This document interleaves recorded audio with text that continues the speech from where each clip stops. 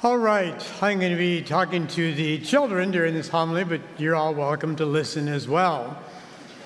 So children making your first communion, please stand. We're going to have you stand for just a few minutes so I can see who I'm talking to.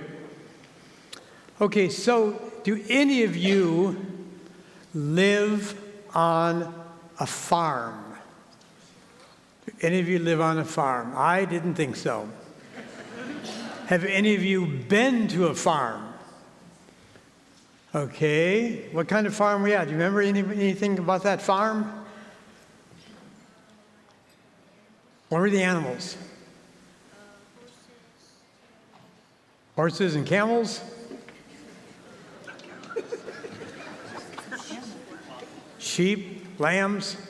How about the farming visitors over here? What did you see on the farm? Huh?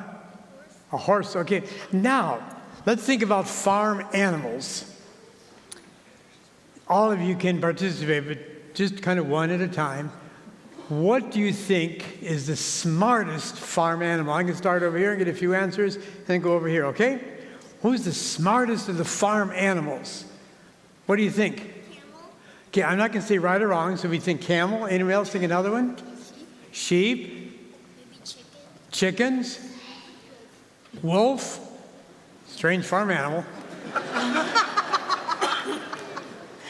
Cow. All right, let's go over here. What do you think is the smartest farm animal? Horses or dogs? Huh? A pig? Horses?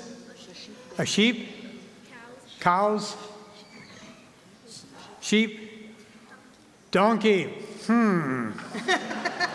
All right, let's look and see who the smartest animals are. Pig is the smartest animal on the farm. Isn't that great? Great. Oink, oink, oink. Next is the horse. We heard the horse. Next is the cow. Next is the chicken. Who's the dumbest animal on the farm? Let's look. Sheep. They're the dumbest animals. So when Jesus called us sheep, I'm not sure that was a compliment. But really, sheep need leadership. Now, if you remember a poem I remember when I was your age, I don't know if you ever learned Little Bo Peep. Any of you know the rest of that line? Little Bo Peep, lost sheep. I have lost my sheep. Have any of you ever been lost? Okay, where were you lost?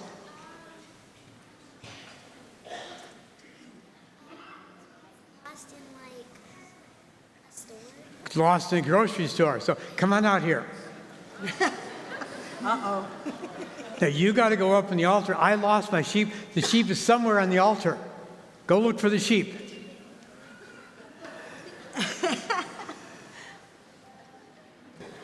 Go up the stairs. Walk all around.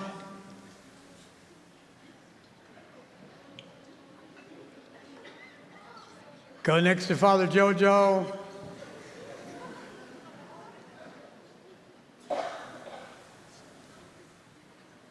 Go on the other side of Father Jojo.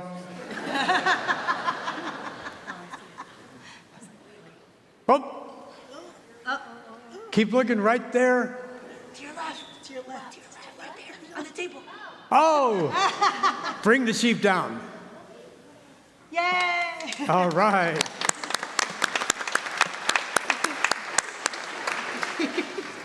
So that sheep knows what it's like to be lost just like you, huh? Okay, go back to your place. All right, so this is a sheep. Now, as I said, sheep need a leader. What do we call the leader of the sheep? Shepherd, okay. So, the shepherd takes care of the sheep. Now, the shepherd needs help taking care of the sheep. So, my friend Jack, thank you. I'm going to borrow your cane. Boom. So this is now a shepherd's staff. Okay, if any little boys over here ever gotten lost, you were first. Come on out. Come up here and start running away. Just start walking away real slow.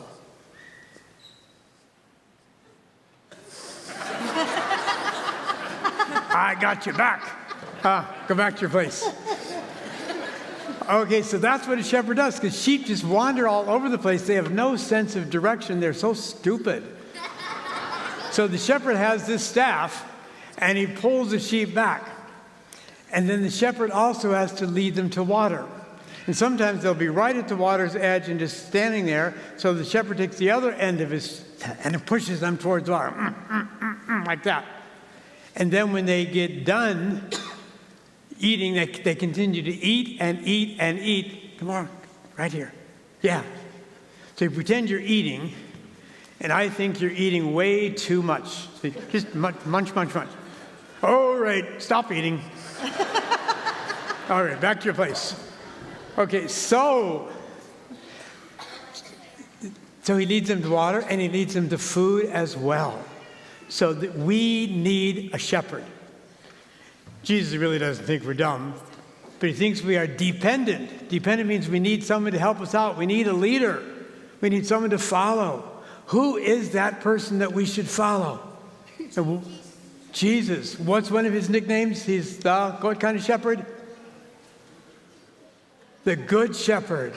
Okay, years ago when I was at Christ the King, Father Leo was there, and you are much smarter than those kids at Christ the King. Because Father Leo kept asking the kids what kind of shepherd Jesus was, and they couldn't figure it out. They couldn't figure out what kind of shepherd Jesus was. So he said, he wasn't a bad shepherd, he was a... But they didn't say that. They said, So finally one little girl raised her hand, she says, he was a German shepherd. You know what a German shepherd is? It's a dog. All right, Jack, thank you. I hope someone at each mass has a cane because I need it for a prop. Thank you, Jack. Walk safely. All right, so if Jesus is the Good Shepherd and he leads us to food, what kind of food does Jesus give us today? What kind of food does he give you today for your very first time? Yes, the body of Jesus. And he gives us something to drink. What else is that? The blood of Christ, yes. So our good shepherd feeds us just as shepherds have to feed their sheep. So you're going to see in a little bit children bringing up a lot of things to set the altar, but especially they're going to bring up some bread, they're going to bring up some wine.